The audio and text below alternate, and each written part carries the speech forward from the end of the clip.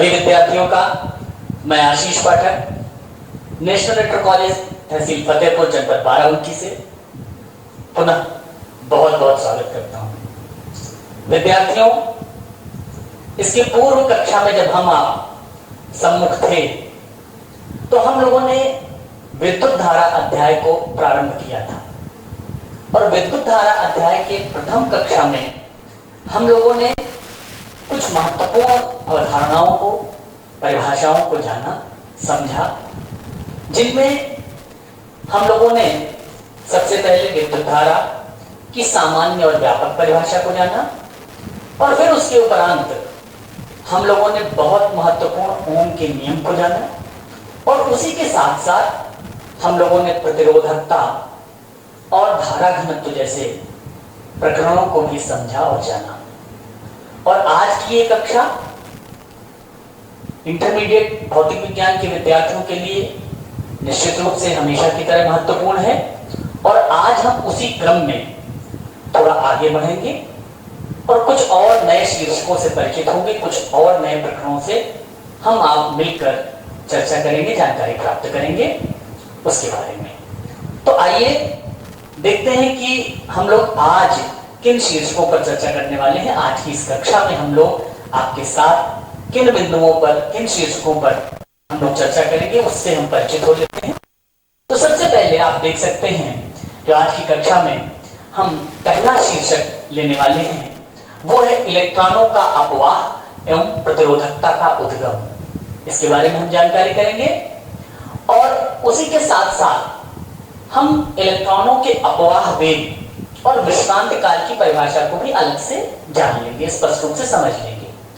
इसके साथ गतिशीलता के बारे में हम लोग जानेंगे, चर्चा करेंगे और जो ओम का नियम हमने इसके पूर्व की कक्षा में जाना है, समझा है, उस ओम की नियम की जो सीमाएं हैं उनके बारे में आज हम लोग यहाँ पर चर्चा करेंगे, उनको जानेंगे। इसी के साथ साथ आपके लिए कुछ अभ्यास कार्य भी होगा, आप विद्यार्थी घर पर कुछ अभ्यास कार्य कर पाए, ये भी आज की कक्षा में हम लोग अंत में आपके साथ चर्चा करेंगे।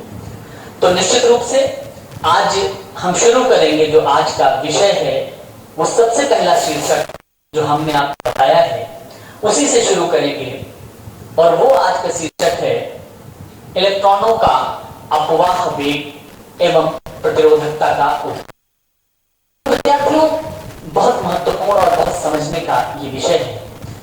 आप देखें, हम लोगों ने जब गत कक्षा में अध्ययन किया था तो वहां मैंने आपको बताया था ठोस जो होते हैं उनमें चालन का कार्य, आवेश वाहक का कार्य जो और ना हो तो तापीय गति करते और उसी के आगे से अगर चर्चा शुरू करेंगे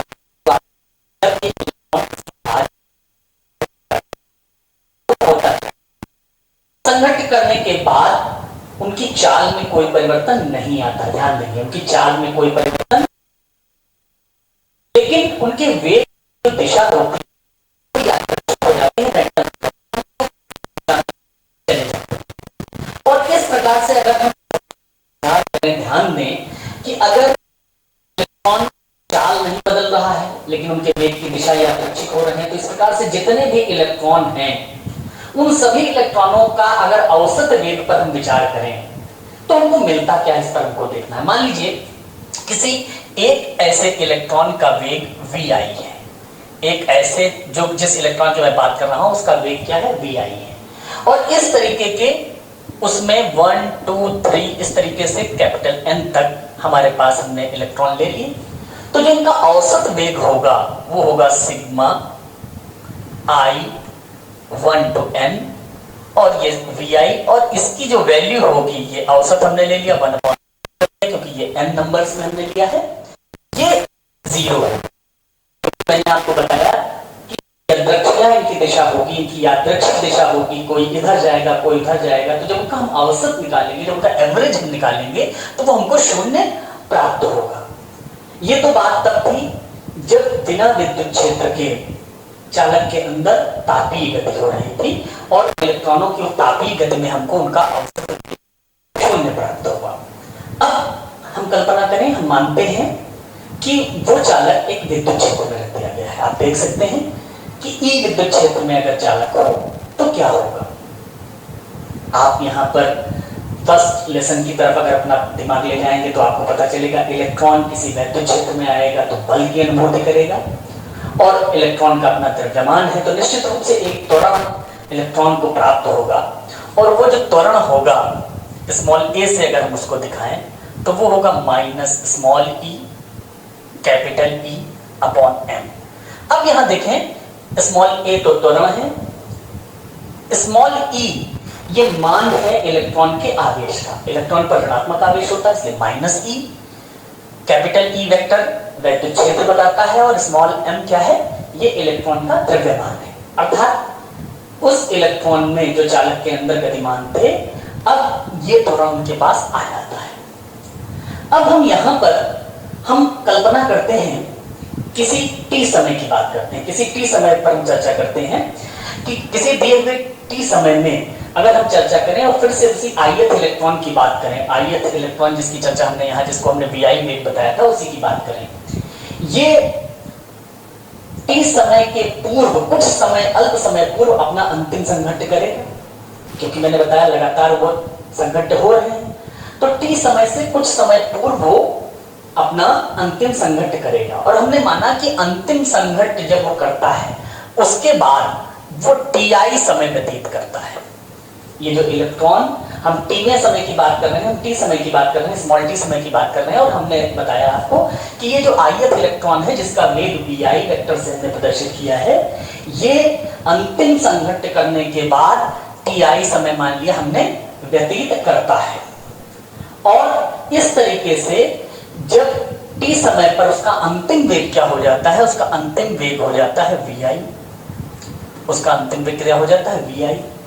तो ये vi कैसे हम प्राप्त करेंगे, अंतिम वेग उसका t समय पर vi है, ti समय है उसके पास है, और इस अवधि में वो किस त्वरण से त्वरित हो रहा है, a त्वरण से त्वरित हो रहा है।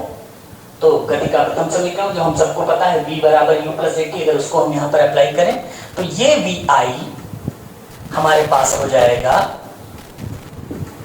vi plus a ti।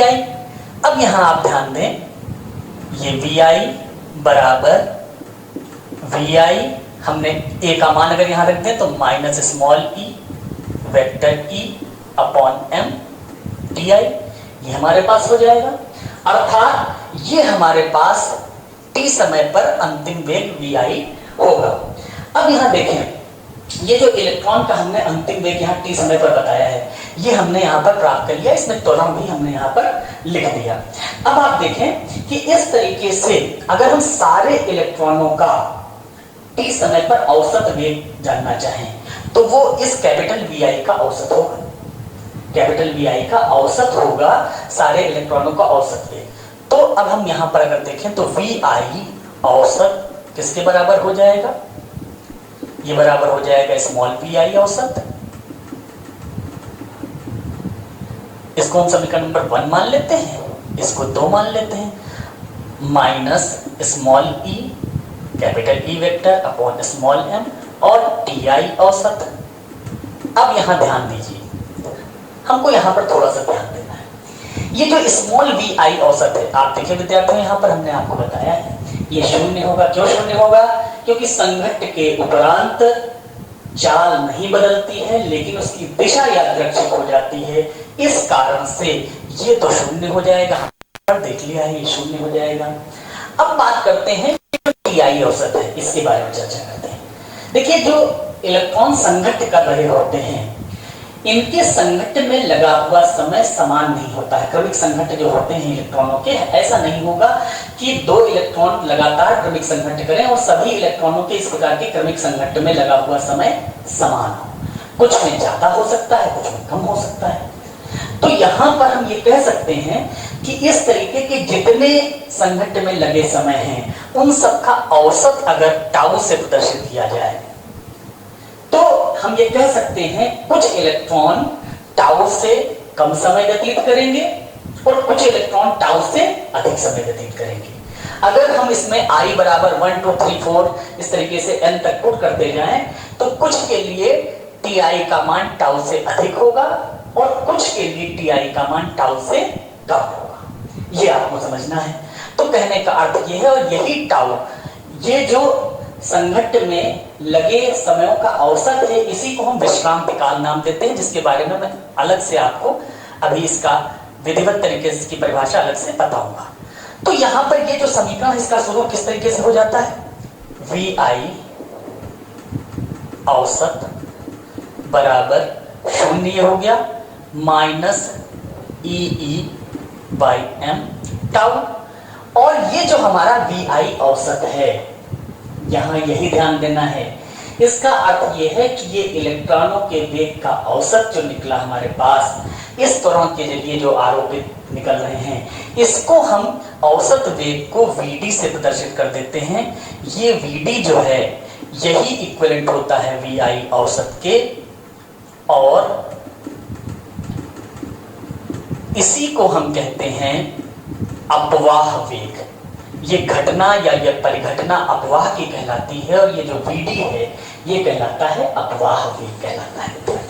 तो हमने अपवाह वेग जान लिया क्या होता है, अपवाह जान लिया क्या होता है, और यहाँ पर VD जो हमको प्राप्त हुआ वो VD का मान आप यहाँ दोबारा में लिख दो, VD बराबर minus EE upon m tau. यहाँ पर आप देखेंगे टाउ विश्रांति काल है, संघट्ट में लगा हुआ औसत समय है, और ये हमारे पास औसत वेग है जो निकला है हमारे पास, जिसको हमने ड्रिफ्ट वेलोसिटी कहा है, अपवाह वेग कहा है, और ये परिघटना अपवाह की कहलाती है। अब इस अपवाह परिघटना के कारण होगा क्या?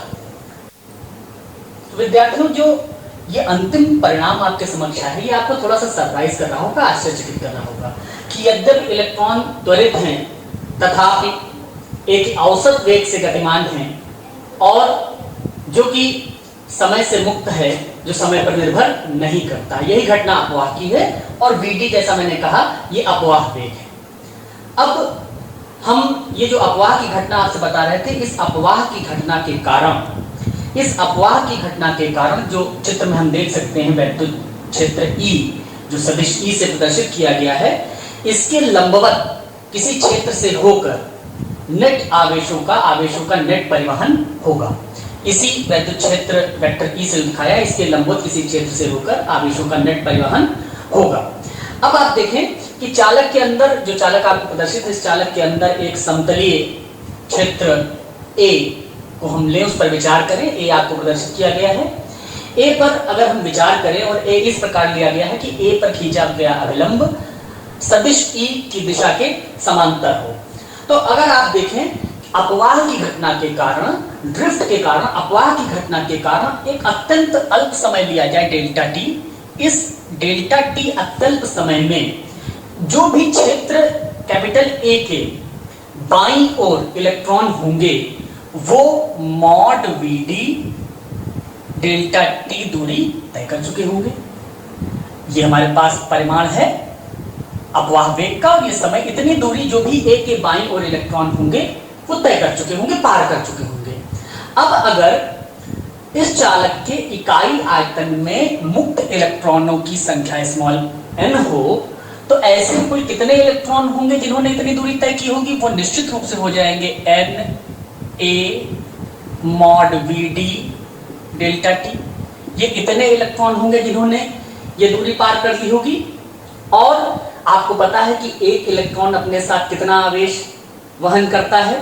बिल्कुल ठीक, माइनस E। तो कुल आवेश जो परिवहित हुआ होगा वो हो जाएगा minus NEA mod VD delta T. ये वो आवेश है जो A के दाईं ओर परिवहित हुआ होगा डेल्टा टी समय में। अब आप एक चीज देखें कि जो हमारा वैद्युत क्षेत्र E है उसकी दिशा आप देख रहे हैं बाईं ओर है। तो अगर हम वैद्युत क्षेत्र के अनुदिश देखना चाहें कि कितना आवेश परिवहित हो रहा है, तो वो कितना हो जाएगा? इसका ऋणात्मक हो जाएगा, अर्थात NEA mod VD delta T हो जाएगा। ये क्षेत्र के अनुदिश परिवहित आवेश हो जाएगा। अब आप एक चीज और देखिए, कैपिटल A क्षेत्र से होकर, अगर हम विद्युत धारा की परिभाषा में वापस जाएं, पिछले व्याख्यान की तरफ विद्यार्थियों ध्यान दीजिए, अगर हम विद्युत धारा की परिभाषा पर ध्यान दें तो कैपिटल ए क्षेत्र से होकर डेल्टा टी जो अत्यल्प समय है, इस अत्यल्प समय में जो परिवहित आवेश होगा, गुजरा हुआ आवेश होगा, पार करने वाला आवेश होगा, वो होगा आई डेल्टा टी। और यही आई डेल्टा टी इसके बराबर होगा, यानी कि आई डेल्टा टी बराबर हो जाएगा n e a mod v d delta t के। अब यहाँ पर मॉड वी डी, यहाँ से वी डी का मान यहाँ पर रख दें, परिमाण रखना है तो हमको क्या प्राप्त हो जाएगा, यहाँ से ध्यान से देखें, आई डेल्टा टी बराबर एन ई ए, हम यहाँ इसका मान रख रहे हैं स्मॉल ई कैपिटल ई, ये भी मॉड आ जाएगा upon m tau delta T.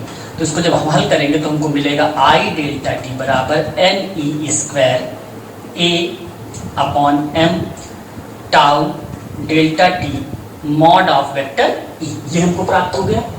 अब आप विद्यार्थियों यहाँ अगर ध्यान से थोड़ा सा देखें, ये हमारे पास टाउ है, ये जिसको हमने विश्रांति काल कहा था। अब यहाँ से एक चीज और आप ध्यान से देखें, हमने जब पिछले व्याख्यान में देखा था तो धारा घनत्व के बारे में जाना था। धारा घनत्व क्या था, आपको पता था कि जो धारा घनत्व सदिश होता है इसका मान आई अपॉन ए के बराबर होता है। यहाँ से हमको पता था आई बराबर मॉड ऑफ जे ए के बराबर होता है। तो अगर यहाँ पर आई हम कैपिटल से शुरू करते हैं, आई बराबर, तो अब यहाँ देखें अगर हम इस तरीके से इसका मान यहाँ पर रखें तो हमको कितना मिल जाएगा, यहाँ पर आप देखें तो हमको ये मिल जाएगा आई की जगह हम ये मान रखते हैं तो j mod of j a delta t बराबर एन ई स्क्वायर ए upon m tau delta t और मॉड ऑफ वेक्टर ई, ये हमको मिल गया यहाँ पर। अब यहाँ से हम आप देख सकते हैं कि जे का जो हमको मिला, मॉड ऑफ जे क्या मिल गया, n e square upon m tau और मॉड ऑफ वेक्टर ई, यहाँ हमको ये प्राप्त हो गया। अब यहाँ से आप देखें कि चूंकि हमको पता है कि जे की दिशा भी वेक्टर ई की दिशा होती है, इसलिए इसको सदिश रूप में भी हम लिख सकते हैं। तो इसको हम लिख सकते हैं वेक्टर जे यानी कि सदिश धारा घनत्व के रूप में लिख दिया n e square tau upon m और सदिश ई, ये हमको एक संबंध मिल गया। थोड़ा सा और ध्यान लगाइए, बिल्कुल ठीक, आपका ध्यान यहाँ जा रहा है, चालकता की बात कर रहे हैं। तो अगर चालकता से तादाद स्थापित करें तो हमको एक संबंध पता है, vector J equal to sigma E. अगर हम इस समीकरण 4 और इस 5 की तुलना करें तो हमको चालकता पता चल जाती है n e square tau by m, और तब हमको पता चल जाता है कि ये जो 4 संबंध है, समीकरण 4 है, ये ओम के नियम की ही प्रतिकृति है। तो हम ये कह सकते हैं, हम यहाँ से ये चीज स्पष्ट रूप से कह सकते हैं कि अगर विद्युत चालकता का एक बहुत सरल रूप में अगर हम चित्रण करें तो ओम के नियम की प्रतिकृति हमको प्राप्त हो जाती है, दिखाई देती है। यहाँ एक बात जरूर है कि हमने स्मॉल एन और टाउ को क्या किया है, ई से, कैपिटल ई जो वैद्युत क्षेत्र का मान है, वैद्युत क्षेत्र वेक्टर का, उससे स्वतंत्र स्थिरांक के रूप में लिया है, ये जरूर है। तो हमको यहाँ पर निश्चित रूप से हमने देखा कि जो इलेक्ट्रॉनों का अपवाह था वो किस प्रकार से इस पूरे रूप में आता है, और ओम के नियम से हमने तादाद स्थापित कर दिया। इस प्रकार से हमने आज इसको देखा। अब हम कुछ और महत्वपूर्ण बिंदुओं पर जो मैंने बताया था उस पर आगे चर्चा करते हैं। तो अब विद्यार्थियों देखते हैं, जैसा मैंने आपसे कहा था कि दो जो हमने संकेत उपयोग किए, टाउ और एक वीडी, इनके बारे में जान लेते हैं। तो सबसे पहले हम बात करते हैं अपवाह वेग की। अपवाह वेग आप देख सकते हैं, अपवाह वेग क्या होता है कि जो चालक का वैद्युत क्षेत्र होता है वो उसके अंदर जो इलेक्ट्रॉन होते हैं उनको त्वरित गति प्रदान नहीं कर पाता है, बल्कि उनकी लंबाई, चालक की लंबाई के अनुदिश एक छोटा औसत वेग दे पाता है, जो चालक के भीतर इलेक्ट्रॉनों की अनियमित गति के ऊपर आरोपित होता है। इसी औसत वेग को अपवाह वेग या अनुगमन वेग, ड्रिफ्ट वेलोसिटी कहते हैं। इसे हम वीडी से प्रदर्शित करते हैं, जैसा आपने देखा है। तो ये स्पष्ट होगी, परिभाषा मैंने आपको दोबारा से स्पष्ट कर दी, ये है अपवाह वेग की परिभाषा।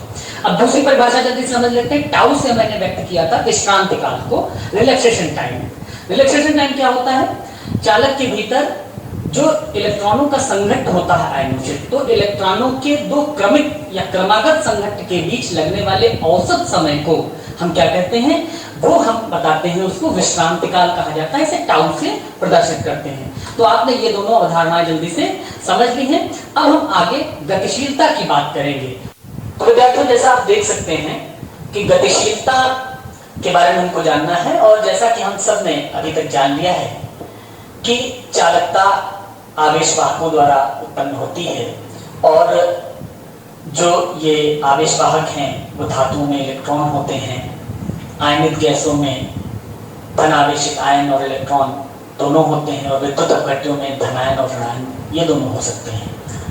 तो इस प्रकार से उसी क्रम में हम एक राशि, जिसको आपने देख रहे हैं कि गतिशीलता को हम परिभाषित कर सकते हैं, गतिशीलता को हम इस रूप में व्यक्त कर सकते हैं, कह सकते हैं कि प्रति एकांक वैद्युत क्षेत्र में अपवाह वेग के परिमाण को हम गतिशीलता कहते हैं। म्यू से प्रदर्शित करते हैं।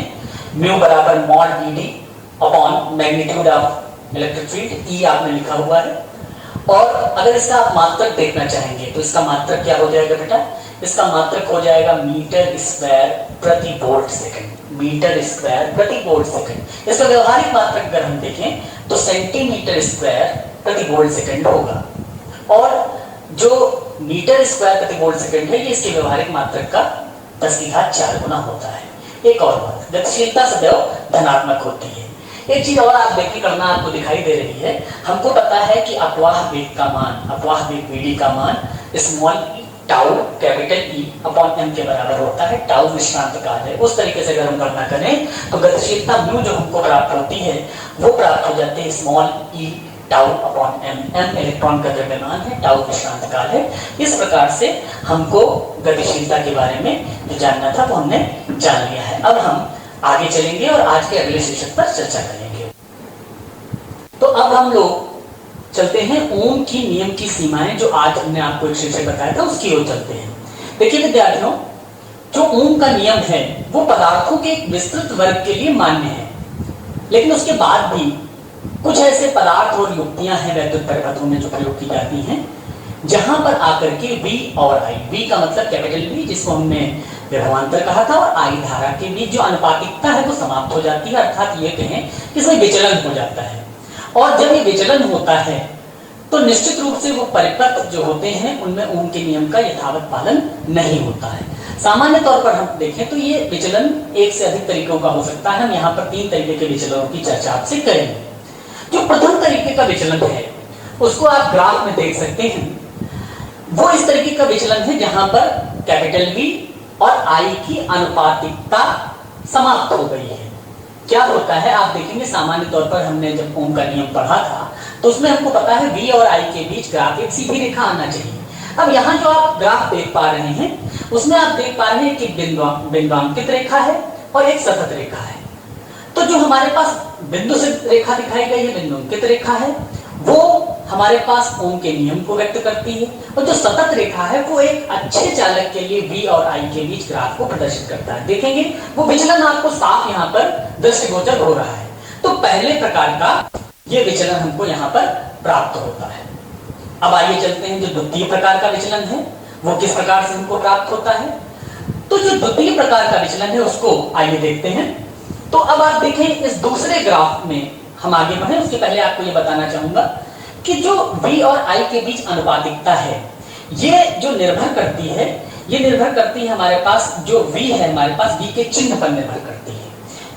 V अर्थात विभवांतर के चिन्ह पर निर्भर करती है। दूसरे शब्दों में हम कह सकते हैं कि यदि हम V का कोई मान लें और उसके लिए हमको अगर धारा कैपिटल I प्राप्त होती हो, जैसा आप चित्र में देख सकते हैं ऊपर के हिस्से में ग्राफ के, V के किसी मान के लिए हमको धारा I प्राप्त होती हो, और V का परिमाण मैग्नीट्यूड वही रखें, स्थिर रखें, लेकिन दिशा बदल दें। आप देखें नीचे के हिस्से में ग्राफ के दिशा अगर बदल दें तो वास्तुतः अब हमको उतनी ही धारा प्राप्त इस दिशा में नहीं होती है। अर्थात समान परिमाण की धारा अब हमको दिशा बदलने पर, V की दिशा बदलने पर प्राप्त नहीं हो रही है। ये विचलन हमको एक यहाँ देखने में प्राप्त हो रहा है। सामान्य तौर पर इसका एक प्रत्यक्ष उदाहरण आप डायोड में देख पाएंगे, जिसके बारे में हम आगे एक अध्याय में विधिवत तरीके से जानेंगे, समझेंगे, अध्ययन करेंगे। तो ये द्वितीय प्रकार का विचलन था। अब विद्यार्थियों, एक तृतीय प्रकार का विचलन भी हम आपसे चर्चा करना चाहेंगे, जो ओम के नियम के अंतर्गत, जो उनकी सीमाओं के अंतर्गत हम पढ़ रहे हैं उसमें देखें। तो तृतीय प्रकार का विचलन क्या हो सकता है? तृतीय प्रकार के विचलन में हम देखें, एक नया ग्राफ आपके सामने यहाँ प्रदर्शित हो रहा है। इस ग्राफ में आप देखेंगे कि कैपिटल V और कैपिटल I यानी कि विभवांतर और धारा के बीच संबंध एकमात्र संबंध नहीं है, यानी कि यूनिक नहीं है, ये ऐसा नहीं होगा। अर्थात जो हमारे पास केवल I के लिए एक ही मान V का प्राप्त हो, हमारे पास ऐसा नहीं होता है। अर्थात एक ही धारा I के लिए हमको V के एक से अधिक मान भी प्राप्त हो सकते हैं। आप देखें, आपको चित्र में दिखाई देगा कि I के एक ही मान के लिए V के हमको एक से अधिक मान प्राप्त हो रहे हैं। आप देखेंगे अरैखिक क्षेत्र में हमको मान प्राप्त हो रहा है और उसके बाद ऋणात्मक प्रतिरोध क्षेत्र में मान प्राप्त हो रहा है। इस प्रकार से एक ही I के मान के लिए हमको दो V के मान प्राप्त हो रहे हैं। तो यहाँ पर भी हमको एक विचलन दिखाई देता है। इस प्रकार से हमने ये देखा कि कभी ऐसी स्थितियां आती हैं जब हमारे पास युक्तियों में, पदार्थों में ओम के नियम से विचलन हमको दिखाई देता है, और ऐसे परिपथ जो ओम के नियम का पालन नहीं करते हैं उन्हें हम अनोमीय परिपथ कहते हैं। तो हमने आज ओम के नियम की सीमाओं के बारे में भी यहाँ पर अभी जान लिया। अब हम आगे बढ़ेंगे और आपके लिए एक अभ्यास का प्रश्न है, उसके ऊपर आएंगे। तो चलते हैं अभ्यास के प्रश्न की ओर। तो विद्यार्थियों, आपके समक्ष एक प्रश्न है जो अभ्यास आपको करना है। इस प्रश्न को ध्यान से देखिए। इसमें हमारे पास समय दिया है, तार का व्यास दिया हुआ है और आपको अपवाह वेग की गणना करनी, उसमें और भी चीजें दी हुई हैं। आपको आवेश भी ज्ञात है, तो आप थोड़ा सा मन मस्तिष्क पर जोर डालेंगे। आज जो कुछ भी मैंने पढ़ाया है उसको अगर आप ध्यान से मनन करेंगे तो निश्चित रूप से ये प्रश्न आपसे हल होगा। मैं आपकी सुविधा के लिए आपको एक थोड़ी सी हिंट दे देता हूं कि अपवाह वेग और धारा में जो संबंध होता है उस संबंध का हम उपयोग करें और उस संबंध के जरिए इस प्रश्न को हम हल कर सकते हैं। आपको पता है कि अगर व्यास ज्ञात हो तो हम परिक्षेत्र का क्षेत्रफल कैसे ज्ञात कर सकते हैं, त्रिज्या ज्ञात करके पाई आर स्क्वायर के जरिए। मैंने आपको ये भी बता दिया है। तो आशा है आप इस प्रश्न को हल करेंगे और हम लोग इसके बाद की कक्षा में फिर आपसे जुड़ेंगे। एक और आपसे जरूरी बात कहना है कि आप सब लोग दीक्षा ऐप, जो मानव संसाधन विकास मंत्रालय के द्वारा बनाया गया है आप लोगों के लिए, उसको जरूर डाउनलोड करें। प्ले स्टोर से डाउनलोड कर सकते हैं, iOS स्टोर से डाउनलोड कर सकते हैं और उस पर इस पाठ से संबंधित आपको अन्य महत्वपूर्ण जानकारियां भी प्राप्त होंगी। इसके अतिरिक्त माध्यमिक शिक्षा विभाग के द्वारा जो एक YouTube चैनल बनाया गया है जिस पर आपको ये सारे लेक्चर्स दोबारा से देखने को मिल सकते हैं, उसको सब्सक्राइब कीजिए। उस चैनल के जरिए आपको YouTube पर सारे जो लेक्चर्स हैं विभिन्न विषयों के, और आज का लेक्चर भी आपको उस पर दोबारा से देखने को मिल जाएगा। तो दीक्षा ऐप को जरूर डाउनलोड करें और विभाग के YouTube चैनल को सब्सक्राइब करके लगातार जानकारियां प्राप्त करते रहें। इसके अतिरिक्त अगर आपको कोई भ्रम होता है तो आपके शिक्षकों के द्वारा जो वर्चुअल क्लासेस व्हाट्सएप पर चलाई जा रही हैं